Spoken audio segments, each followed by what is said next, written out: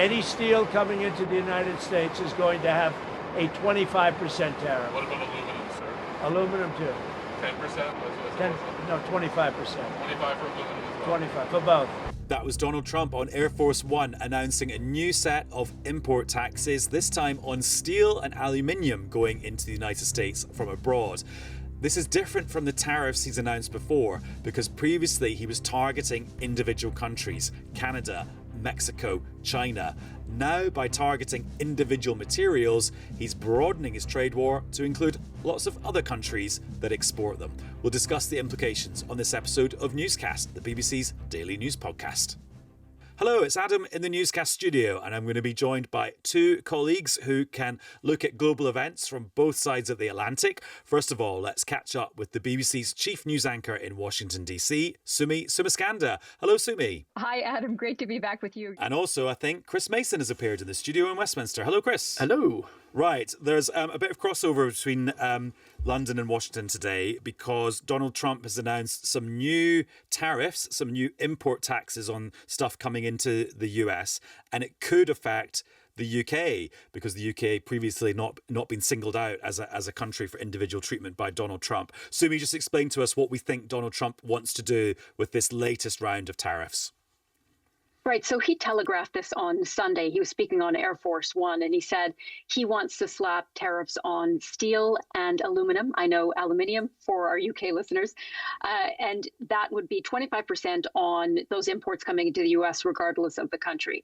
That is, of course, very significant because the U.S. gets a majority of its steel and aluminum imports from allies. So from Mexico, from Canada, but also allies in the U.S. and in Asia and also in Europe. So that has allies like the UK, but also the European Union looking closely at what exactly Donald Trump is announcing. And we saw Germany, for example, saying the European Union is going to be ready and will be united and resolute. And we're seeing similar responses from other allies. But, steel, aluminum, really critical backbone of industry, right, for building cars and ships and roads and bridges. And Donald Trump says he wants to boost domestic manufacturing. So we think the tactic here is old-fashioned protectionism, boosting and protecting your domestic industries from cheaper imports from abroad, rather than as a tool in a diplomatic negotiation like with Canada and Mexico a few weeks ago, where he wanted them to take action on border-related issues. We think this is actually a trade tool.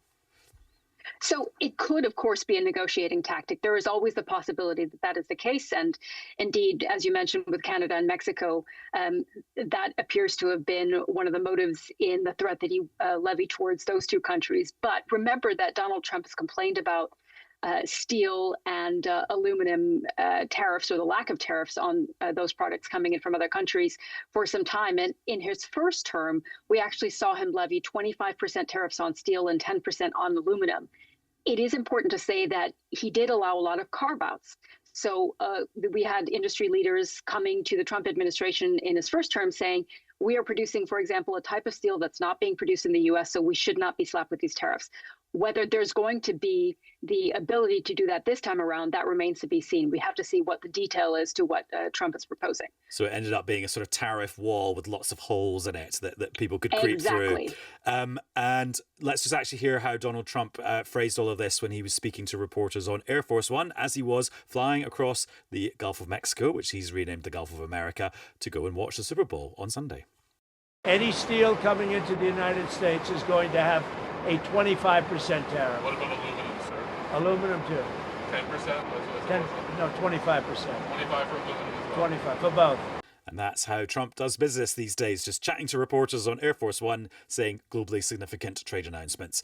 Chris, what do you think about my theory, though, that this is actually the UK potentially being drawn into this trade war stuff with Trump, whereas previously the UK's not been targeted? Yeah, I think that's possible. It's interesting seeing what Downing Street has had to say about it today, which is to basically say not a lot, and to say, well, let's see, and we continue a conversation, etc., etc. So, yeah, absolutely. At some point, the net could reach the UK. As we've said on Newscast in the last couple of weeks, it's been striking how frequently, and the frequency with which President Trump has been positive, both about the UK in general and the Prime Minister in particular, given how far apart politically they are and what different characters they are. But yeah, there's a real awareness here that at some point, then this could get a bit stickier with economic consequences, yes, but then with political consequences as the UK works out how it publicly responds, all ahead of this trip that we expect the Prime Minister to make to Washington in the next handful of weeks. And the European Commission were kind of playing it quite safe as well today. They were saying that they haven't actually seen a detailed formal proposal, so therefore they don't have to respond to it. So they're kind of keeping the space open, or certainly not retaliating rhetorically at this stage. Sumi, the other big thing that seems to be going on over the last 24 hours is that Donald Trump's given an interview to Fox News, so his favourite news channel. They teased some of it before the Super Bowl on Sunday. There's going to be more of it coming out on Monday night. And it seems like the main line is another development in Trump's kind of Gaza proposal to redevelop Gaza Strip as a sort of Trump-style casino-filled Riviera paradise. Yeah, that's right. And this is an interview he did with Fox News host Brett Baer. And he's talked a few times since he originally introduced or unveiled his idea for Gaza about the U.S. playing a central role in rebuilding it. He's been pressed a few times on this question, and he was by Fox News as well. And he talked about it again, saying this was an opportunity for a real estate interest, basically, to be built there in the Gaza Strip. So doubling down, again, Adam, on the messaging that we've heard from him in the last week or so on Gaza. And it's really interesting because, he was asked specifically about whether Gazans, Palestinians are in Gaza, would be able to return. And he essentially said no, that they would be much happier with the type of housing that the U.S. would be building for them. Of course, the reactions we've seen internationally to this perspective that Donald Trump has shared, his plan, is one of condemnation. We saw it from Germany as well, the leader there, the chancellor there, and his opponent who he's running against in the election, saying, look, this is essentially scandalous to put forth a proposal that would involve moving people from their home, a forced resettlement, if you will. But what we hear from Donald Trump is he believes that this is the best way forward because, as he has said, Gaza is uninhabitable, and he thinks that the U.S. can provide a much better solution for Palestinians. That, of course, without taking into account what the Palestinians themselves have said, which is that they don't want to be resettled. And also, he just keeps repeating that word, ownership. The U.S. will own Gaza. It's not just the U.S. will funnel loads of money in for reconstruction or lead the reconstruction effort or be the head of a coalition of countries that help reconstruct the place. It's actually ownership. Exactly. That has been a key part of it. And, when asked about the legal aspect of this, how exactly the U.S. would own Gaza, he has kind of not exactly addressed how the U.S. would go about doing so. He did indicate in that interview with Fox, he said the U.S. would, quote, buy Gaza, but it's not really clear what he means by that, because who would the U.S. be buying Gaza from? And he suggested, as I said, that, the Palestinians then would not be given a choice. And that is a key here, because this is something that he's internationally getting pushback on. And, it's going to be interesting to hear how, the Secretary of State, Marco Rubio, and others who have downplayed some of those comments from Donald Trump saying he's talking about removing Hamas, how they will parse some of these comments we continue to hear from him on, as you said, Adam, ownership and resettlement. And while we're talking about that subject, on Monday afternoon, Hamas said it would pause the release of Israeli hostages held in Gaza because they claim Israel has breached the terms of the ceasefire deal.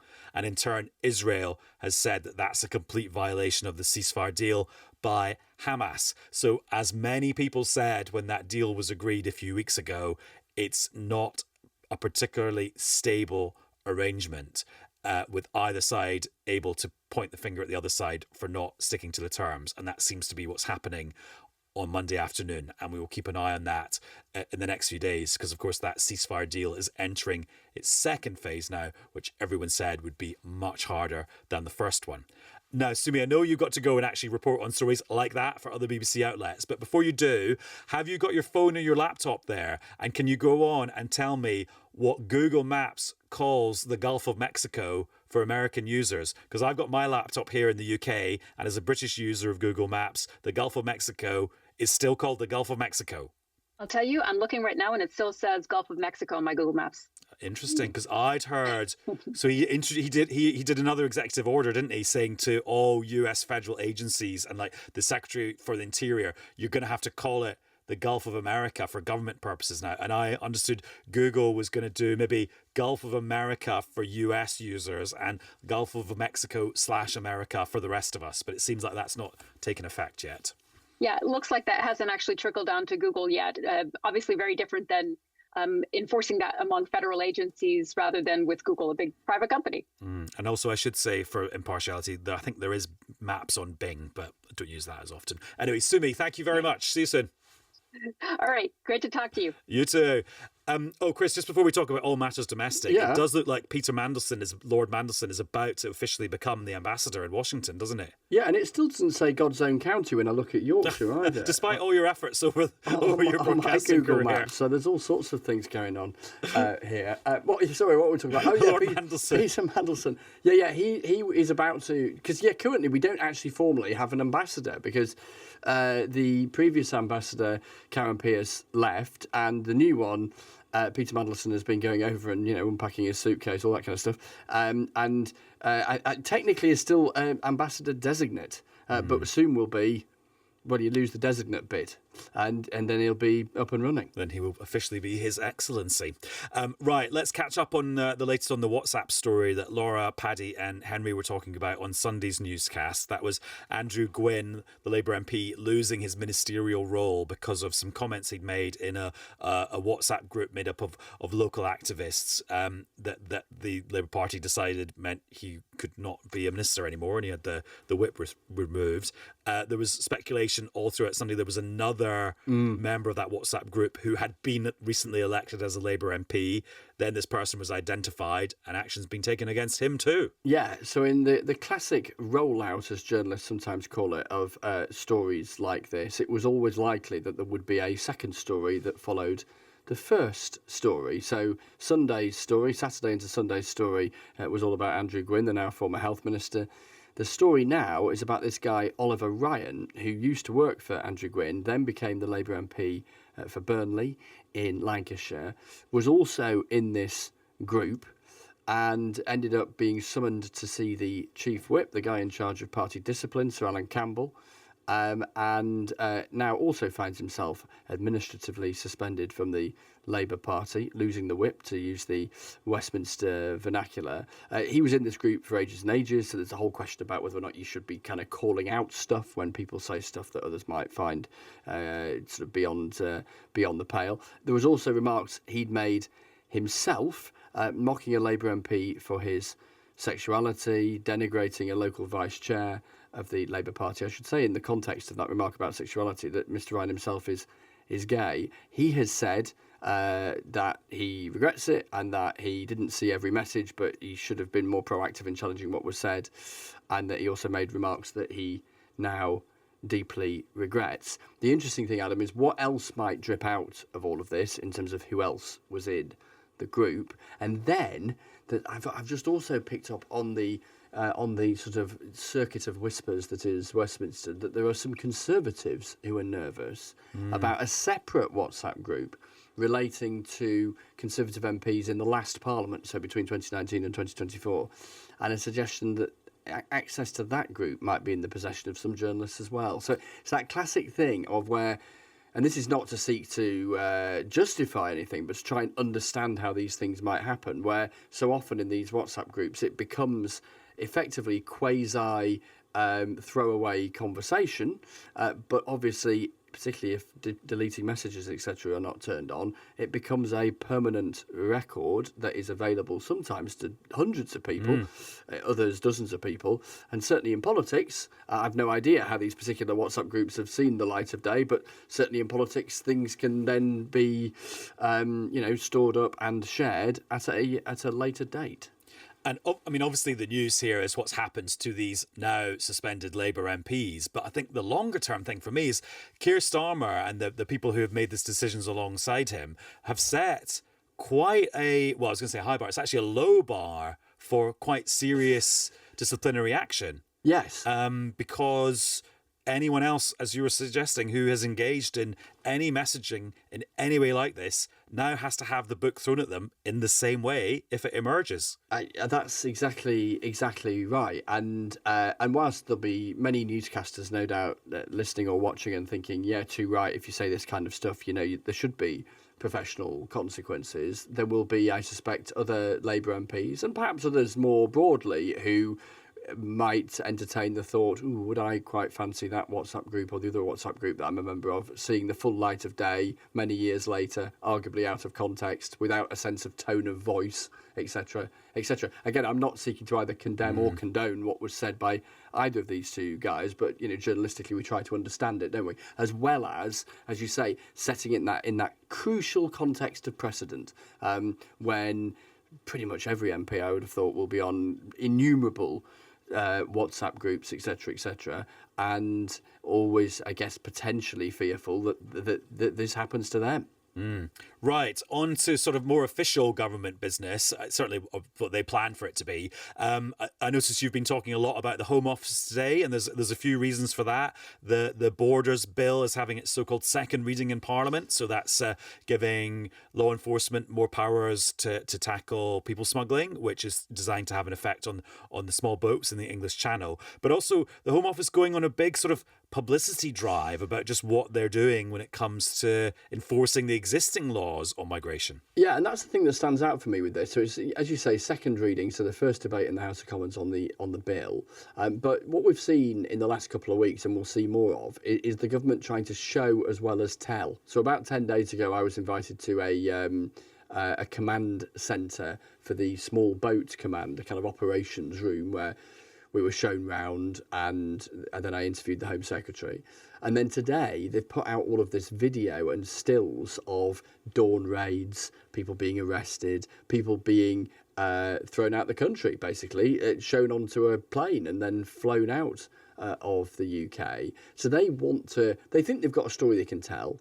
They know that there is a view that illegal immigration is out of control, and actually it's kind of more than a view that is very widely shared by a lot of people. The evidence suggests it is true that the government is not in control of illegal immigration at the moment, those arriving on small boats, nor indeed dealing with people who are here who shouldn't be, and the whole process of their deportation. So what they're trying to show is that they are working hard at it.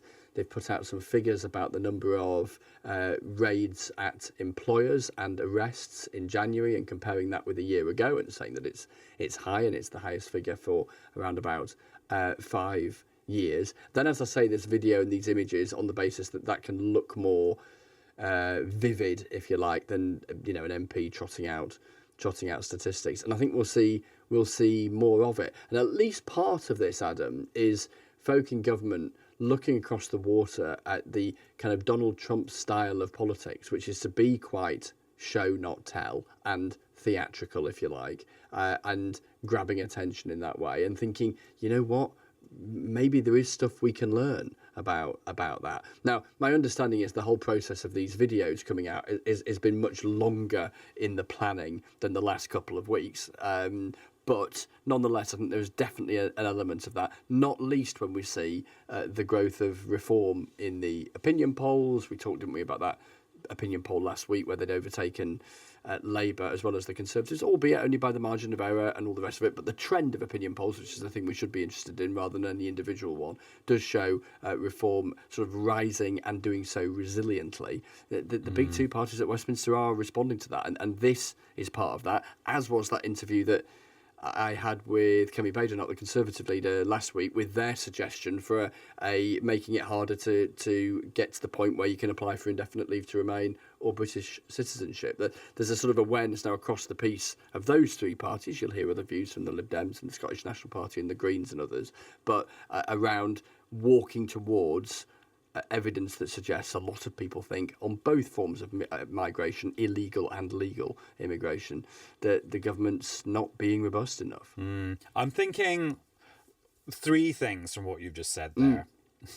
Hopefully I Three. can remember all three now. Okay. This is always a bit dangerous. Right, let's get my pen and write this Yeah, down. take this down, please, Mason. So, number one, that point you were making about the number of arrests for these people who are being employed illegally because they don't have the right immigration status to work. You said it's basically back to the level where it was 5 years ago. So Well- actually, it's not an unprecedented number. It's just back to where the system was before COVID.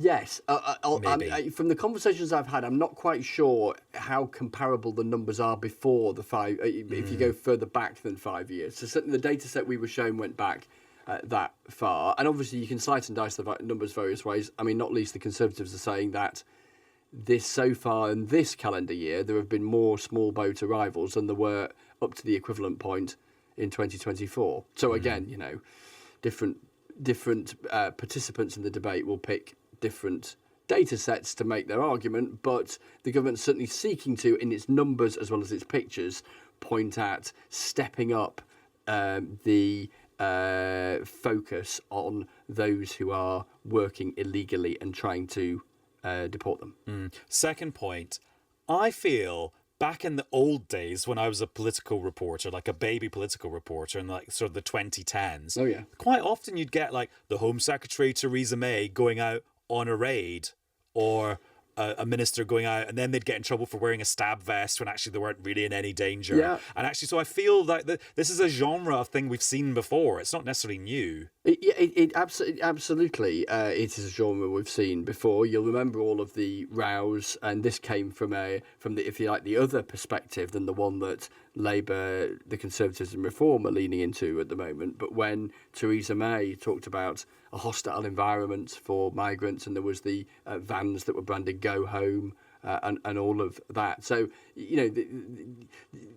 participants in the debate now would point to differences between what's happening now and what's happened then, and differences of tone and outlook, etc., in all sorts of directions. But in broadly speaking terms, you're right. This debate and a desire from government to be demonstrative and saying, look, this is what we're doing and we want to show you what we're doing, we have definitely seen before. Why? Because it is a tactic to use when the evidence suggests a large chunk of the electorate don't think you are. And then my third point, you've kind of already addressed it, is this the return of the hostile environment? And the kind of like smart aleck thing I was going to say about that is that actually the hostile environment stuff, and I don't mean stuff to sort of like downplay it, or because I know people have strong views in either way about whether it should be a hostile environment or not, makes me then think actually the trend over the last 20 years or so has been to make the environment more hostile when it comes to migration, however you want to interpret that. And actually the blip was the Boris Johnson years when total migration went up massively. And actually that was the outlier, because actually the trend in British politics over the last few decades has been the clamping down, or the attempt to clamp down. Yeah, I think Theory. I think that's right. And I think what's interesting around all of that is that is where you do get a fraying of the distinction between illegal and legal migration, because of course you can arrive legally but then become an illegal immigrant because your right to stay here, like a visa for instance, expires. So that's why there is if you like, an overlap between those two things. But I think the crucial distinction in that sort of historical sweep is Boris Johnson, and not only his liberal actions on migration as Prime Minister, but doing so having been the face and voice, or a very prominent face and voice of the Brexit campaign, and then being a post-Brexit Prime Minister. Now, of course, you can argue that those two things are not in contradiction, because Brexit was about taking control rather than necessarily driving in the direction of a particular policy idea. But of course, for so many people, Brexit was about and was a statement about getting the migration numbers down. And to see the exact opposite happen and all sorts of records be broken in the other direction is, I think, where you arrive at a debate now. And I was in Basildon in Essex today talking to folk about this. Why did we go there? We went there because at the election in the seat won by a whisker by Richard Holden, the former Conservative Party chairman, in that seat, Reform, the Conservatives and Labour all basically finished with pretty much the same percent of the vote. I mean, not quite, because Richard Holden won and Labour were second and Reform were third, but they were all fairly close. And you look at the national opinion polls now, and broadly speaking, those three parties are all fairly close too. And that post-Brexit, big immigration, both legal and illegal, is the context we're in now, where loads of folk were saying to me today, whatever their view, and their view did lean towards a lot more needs to be done, but not exclusively, was, yeah, but can we actually believe that it's going to happen? Because they look sceptically towards the Conservatives and look sceptically increasingly towards Labour as well on this. Right, Chris, lovely to catch up. See you again soon. Ta-ra.